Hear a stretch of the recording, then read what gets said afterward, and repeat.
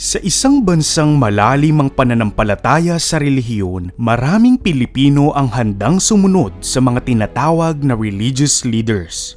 Itinuturing silang mga sugo ng Diyos, spiritual authorities at tagapagligtas. Kaya naman sila rin ay mga walang sala, may karunungan sa lahat at iba pa. Madalas ay nakakahikayat ang mga religious leaders na ito dahil sa kanilang makarismang preaching style at self-styled titles. Halimbawa, The Last Messenger of God, Overall Servant of Church of God, at Appointed Son of God.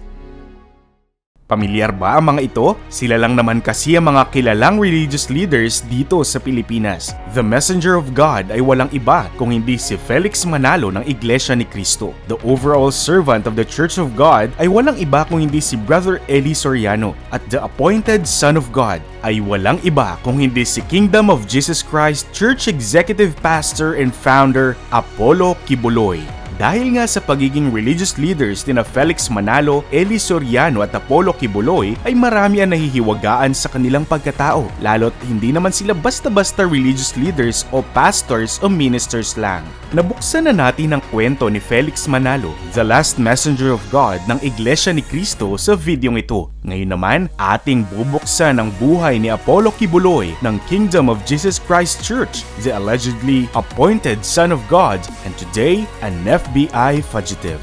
Dito lang yan sa The Competitive Investor Channel. If it's inspiring stories, trivia, and tips and tricks to be successful, it's The Competitive Investor Channel. Kaya naman, don't forget to like, subscribe, and click the notification bell para lagi kang una sa mga content katulad nito. At kung gusto mong mas mauna, then be part of our competitive fam. Interact with our competitive fam through live chat, a shoutout, and loyalty badges for only 79 pesos. Kung gusto mo ng talagang competitive at una ka sa aming mga content, then for only 99 pesos, magagawa mo yan.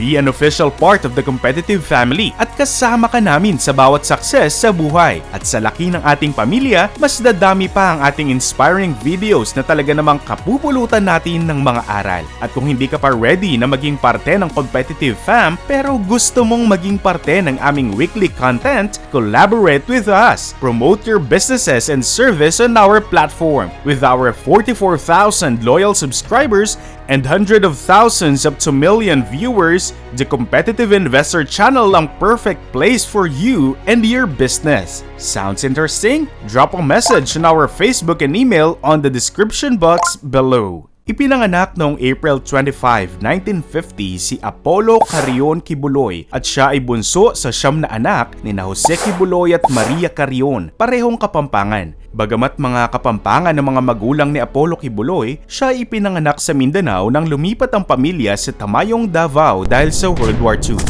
At tila tadhana na talaga ni Kibuloy ang maging isang religious leader. Sa paanan kasi ng Prayer Mountain sa Mount Apo, Tamayong, Davao, ipinanganak si Apollo. Kaya rin Apollo ang kanyang naging pangalan, hango sa Mount Apo ang pangalan ng bunso at pang-9 na anak ni Jose at Maria Kibuloy. Bukod sa ipinanganak sa Prayer Mountain, ayon pa sa pagsasalaysay ni Kibuloy sa kanyang talambuhay, nagkaroon umano ng vision ng kanyang ina. Habang ipinapanganak siya, nakita umano ni Maria Kibuloy ang Panginoon sa ibabaw ng ulap at sinabing ang kaniyang batang ipinapanganak, si Apollo, ay kaniyang anak. That's my son, ani raw ng Panginoon. Marahil dito na nakuha ni Apollo Kibuloy ang kaniyang calling bilang Appointed Son of God. Ngunit mahaba pa ang nilakbay ni Apollo Kibuloy bago siya formal na naging Appointed Son of God and Founder of the Kingdom of Jesus Christ Church. Dahil sa laki ng pamilya at dala na rin ng epekto ng World War II, mahirap ang buhay ng pamilya ni Apollo. Mahirap ang buhay ng pamilya sa paanan ng Mount Apo. Dahil din dito, sa kanyang ate Helen sa parang South Cotabato tumira hanggang high school si Apollo. Bagamat nasa piling ng kanyang ate Helen na may-ari ng isang bakery, hindi pa rin naging madali ang buhay ni Apollo. Dito ay pinagsasabay niya ang pag-aaral at pagtatrabaho. Sa umaga, bago pumutok ang araw at bago pumasok sa eskwela, nagbe-bake o nagmamasa ng tinapay sa bakery ng kanyang ate si Apollo. Pag uwi naman galing sa eskwela, tumatao ito sa tindahan. Si Apollo Kibuloy rin na naging abala sa pamamahala at paglilinis ng bahay ng kanyang ate. Dahil dito, ayon kay Kibuloy, hindi siya halos nagkaroon ng kaibigan. School at pagtulong sa kanyang ate ang kanyang naging buhay hanggang magbinata. Ngunit hindi gaya ng ibang Pilipino na pananampalataya ang kinakapitan sa oras ng kagipitan, pag-amin ni Kibuloy, hindi siya relihiyoso noon kahit na dumaan sa maraming paghihirap. Ito ay hanggang sa magkaroon umano ng vision si Kibuloy nung siya ay 14 years old pa lamang.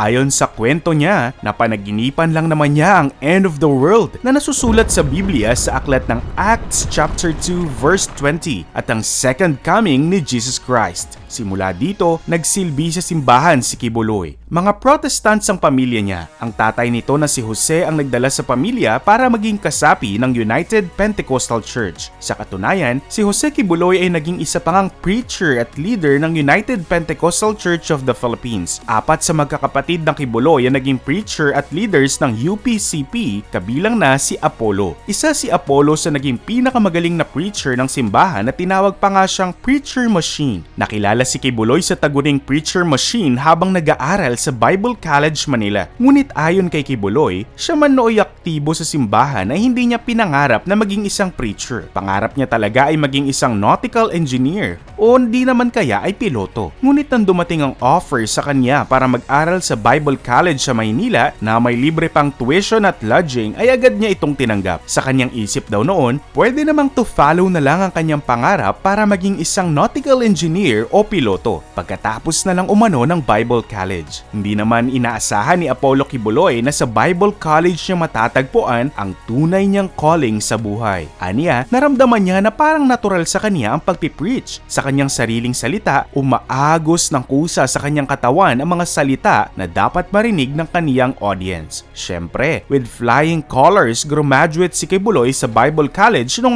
1972. Paglabas ng Bible College, nagtuloy-tuloy na ang misyon ni Kibuloy na magbahagi ng mga salita sa Biblia. Napansin ng UPCP ang angking galing at dedikasyon ni Apollo Kibuloy sa pagpipreach. Dahil dito, ipinadala ng UPCP si Kibuloy sa International Youth Corps World Conference sa Seoul, South Korea noong 1973, kung saan siya lang ang nag-iisang Pilipino and Asian delegate. Habang nasa South Korea, dito na umano nangyari ang second vision ni Apollo Kibuloy. Sa kanyang pagkukwento ng mga nangyari ang kanyang second vision noong huling araw ng conference. Nasa altar sa Hotel Ballroom si Kibuloy nang marinig umano niya ang boses ng Panginoon. Gamiton taka, ang sabi ng boses, o sa Tagalog, gamitin kita. Iyan daw ang narinig na boses ni Kibuloy. Lumingon siya sa paligid kung mayroong nagsasalita sa kanya. Ngunit dahil nga siya lamang ang Pilipino sa 185 participants ng conference, sino naman kaya ang magsasalita o kakausap kay Apollo Kibuloy gamit pa ang Visayan language? Siguro,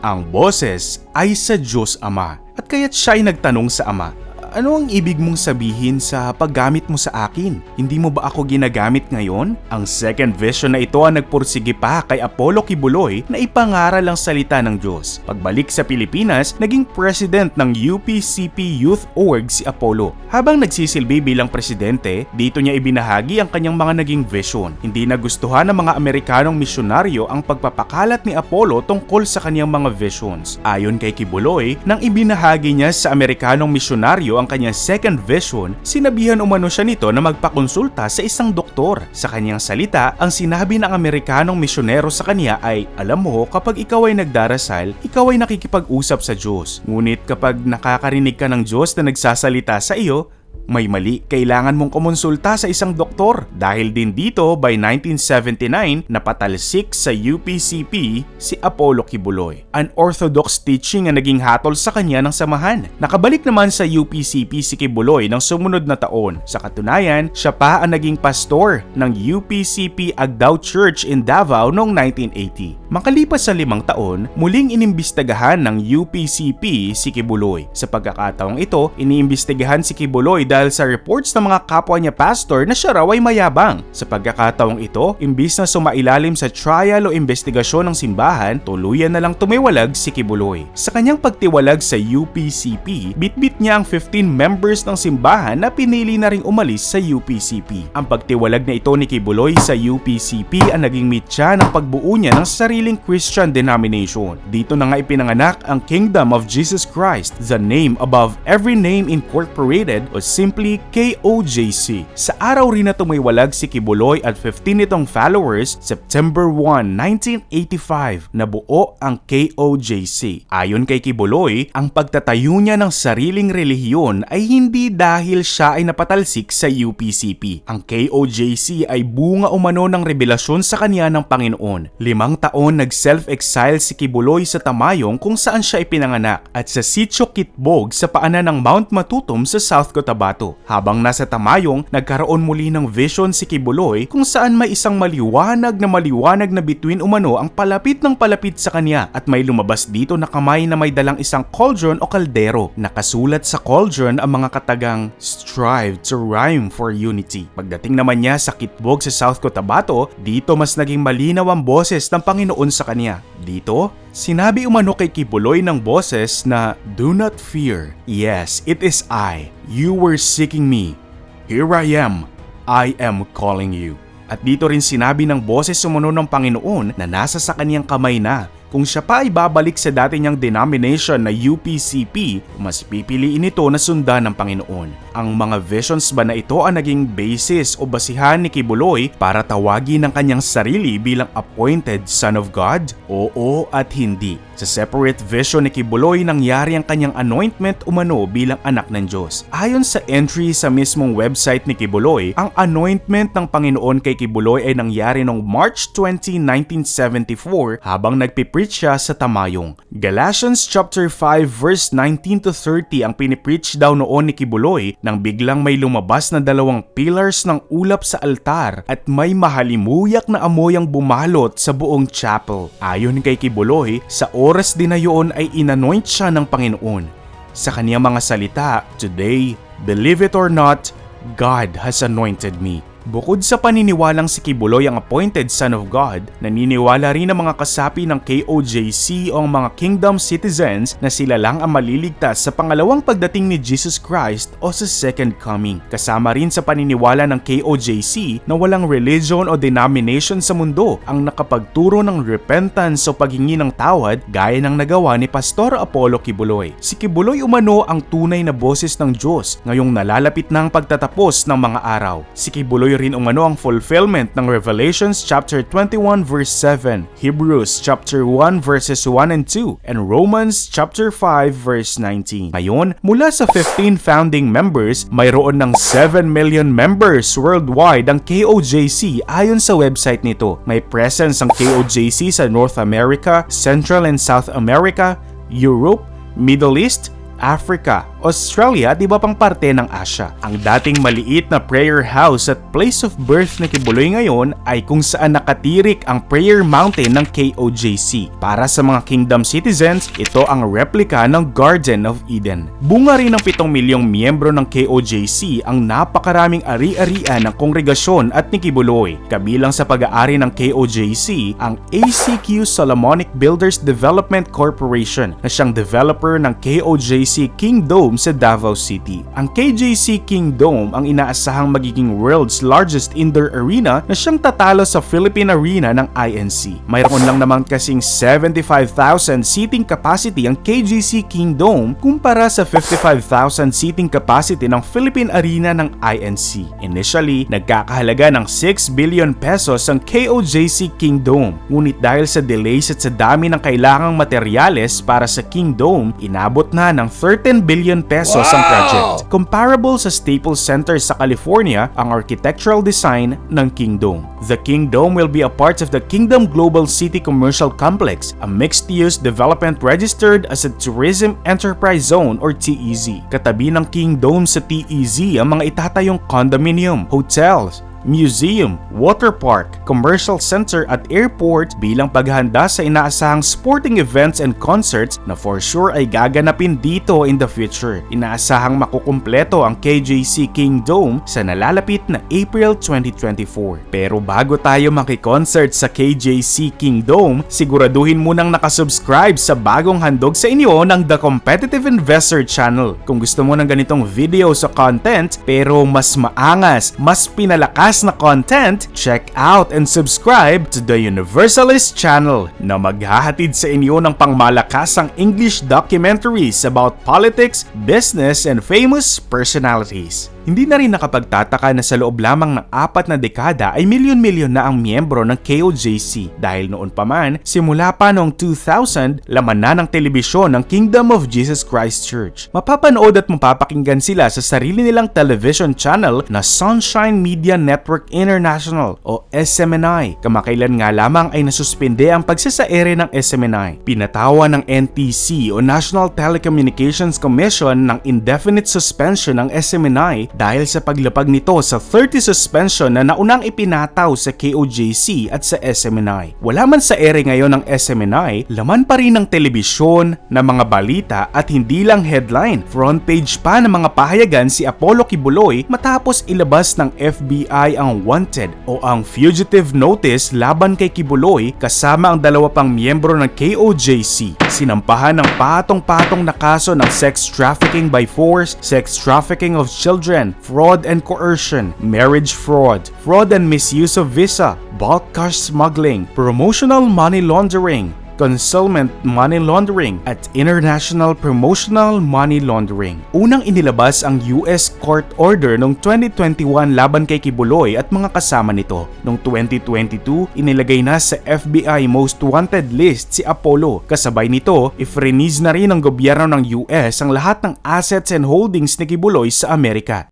Dahil sa mga kasong isinampa kay Kibuloy sa Amerika, dinidinig din ang mga kasong ito sa sariling Korte Suprema ng Pilipinas na nag-umpisa noong January 23, 2024 sa pangunguna ni Senate Committee Chair on Women, Children, Family Relations and Gender Equality, Senator Risa Hontiveros. Bukod sa pagdinig sa kasong isinampa ng FBI laban kay Kibuloy, dinidinig din sa Senado ang akusasyon ng human trafficking, sexual abuse, violence, and other misconduct involving the preacher and his organization. Ang akusasyon ng Senado ng Pilipinas ay ayon sa KOJC former members turned state witness at sa pahayag ng 2 Ukrainian national na sila umano'y biktima ng sexual abuse ni Kibuloy sa ngalan ng religious practice. At nito ngang March 19, 2024, matapos ang ilang beses na hindi pagsipot sa pagdinig sa Senado, hinaina na ng warrant of arrest si Kibuloy. Kinasuhan ng non-bailable case of human trafficking sa Pasig City Court si Apollo. Bago pa man maging FBI wanted, ay embroiled na rin sa iba't ibang kontrobersya si Kibuloy. Nang lumabas ang wanted notice ng FBI laban kay Kibuloy, lumabas din ang iba't ibang ari-arian nito sa US. At hindi lang basta ari-arian ang mga ito. Ayon sa pag-iimbestiga ng media outlet na Rappler, hindi bababa sa 338 million pesos ang halaga ng mga ito. Isa rito ay ang 6-bedroom Calabasas Mansion sa California na nagkakahalaga ng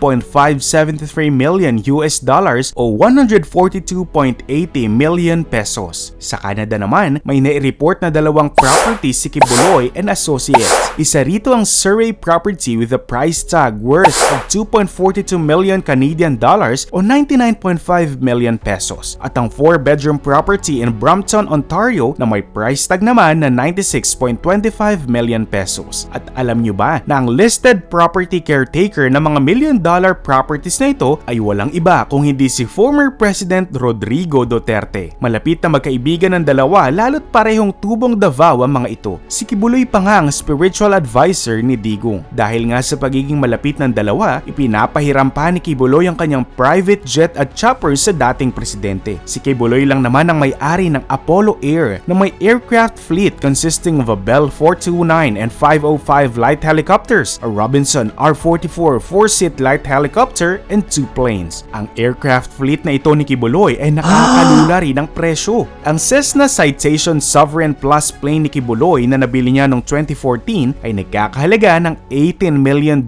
o 999 million pesos. Hindi lang private jets, chopper, and spiritual advice ang offer ni Kibuloy sa kanyang friendship with former President Duterte. Last 2016, ipinagmayabang pa ni Duterte na niregaluhan siya ni Kibuloy ng 3 properties sa Woodridge Park sa Matina, Davao City at isang Nissan Safari at Ford Expedition. Sa buong kwento ng buhay ni Apollo Kibuloy at ang kanyang organisasyon, laging kasama ang mga kontrobersya mula sa kanyang mga pangako bilang appointed son of God hanggang sa mga akusasyon ng pang-aabuso at human trafficking. Patunay lang na kahit na may maraming tagasunod, hindi ibig sabihin nito na you are or someone is above the law, lalo sa batas ng Diyos. Patunay lamang ito na ako, tayo, lalo ang mga religious leaders na kinikilala natin o hinahangaan natin ay hindi Diyos at mas lalong hindi perpekto. Isang paalala ito na hindi masamang maging mapagmatsyag lalo sa mga taong nasa itaas.